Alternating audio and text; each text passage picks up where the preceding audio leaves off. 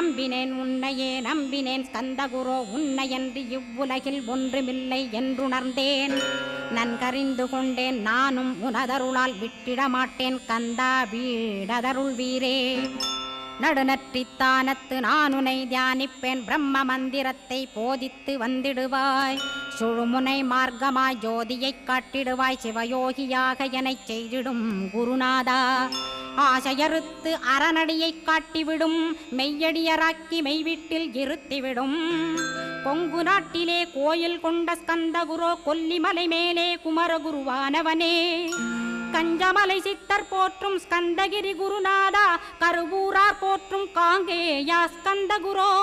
மருதமலை சித்தன் மகிழ்ந்து பணி பரமகுரோ சென்னிமலை குமரா சித்தர் கருள்வோனே. சிவவாக்கிய சித்தருளை சிவன்மலையில் போற்றுவரே பழனி